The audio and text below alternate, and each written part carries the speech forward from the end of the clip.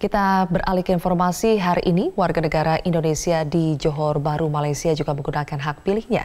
Bagaimanakah evaluasinya hingga sore hari ini? Kita sudah terhubung melalui sambungan telepon bersama dengan Kepala KJRI Johor Bahru, Haris Nugroho. Pak Haris, selamat sore. Selamat sore, Mbak Sylvia. Assalamualaikum. Ya. Waalaikumsalam. Pak Haris, bagaimana Pak jalannya pemungutan suara di Johor Bahru hingga sore hari ini? Alhamdulillah hari ini semuanya berjalan dengan baik dan lancar. Dan dari checking kami terakhir di di TPS yang kita adakan di kantor KJRI Johor Bahru, kita punya 12 TPS, Mbak Sylvia. Dan alhamdulillah dari DPT di TPS 5.906 sudah lebih dari 3.000 pemilih menggunakan hak pilihnya di TPS. Jadi sudah lebih dari 50%. Masih berapa lama ini Pak waktu TPS dibuka di sana? Tadi pagi dibuka pukul 8 waktu Malaysia ya Mbak ya. Kemudian ditutup nanti pukul 6. Jadi ini masih ada sekitar 20 menit lagi. Oke, 20 menit lagi. Oke. Ya. Lalu Pak, apakah selama berjalannya pemungutan suara semuanya berjalan dengan lancar? Ya, semuanya berjalan dengan lancar dan baik. Dari tadi pagi, masyarakat, warga negara kita di Johor Bahru dengan semangat berbondong-bondong ya hadir ke kantor untuk menggunakan hak pilih mereka.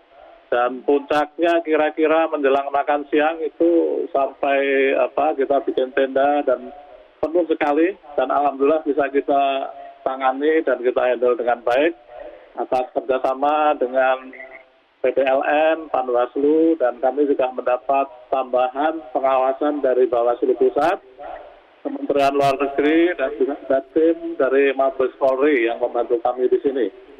Oke. Pak Haris, apakah ditemui ada WNI yang ingin menggunakan hak suaranya, tetapi tidak bisa karena adanya kendala teknis? Kendala teknis sih tidak ada ya, yang ada hanya masalah DPK yang daftar pemilih yang semacam tambahan itu, karena sesuai aturan harus menggunakan hak pilihnya itu 2 jam atau 1 jam sebelum tutup, tapi ternyata itu banyak sekali. Akhirnya setelah mendapat arahan dari KPU di pusat, akhirnya bisa kita atasi, Mbak Sylvia. Dengan cara apa Pak mengatasinya? Dengan cara boleh memilih tanpa menunggu sampai menjelang ditutup, karena banyak sekali ini dinamika di lapangan. Oke, jadi mereka ini tidak terdaftar di DPT ya Pak? Di DPT tidak, tapi mereka bisa menunjukkan IKTP atau SPLP atau paspor ya salah satu sebagai syarat untuk bisa menggunakan hak pilih. Oke, lalu Pak, ini kan kalau di Indonesia pada saat hari pemungutan suara itu kan libur Pak ya. Kalau di Johor Bahru seperti apa Pak? Apakah mereka harus cuti dari pekerjaannya untuk bisa menyalurkan hak suaranya?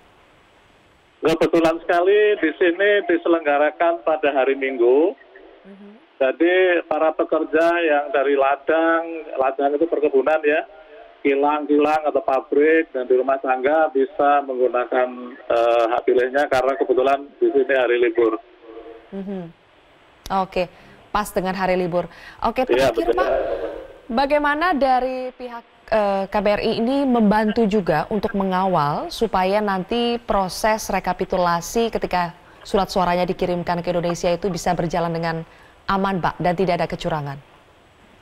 Ya, kami memang KJRI Johor Bahru selalu mencoba berusaha terus untuk mengawal dari pengiriman perjalanan surat suara sampai dengan pencoblosan dan sampai surat suara kembali ke ke KJRI, karena penyimpanan yang paling aman adalah di KJRI Johor Bahru dan itu sesuai dengan aturan KPU.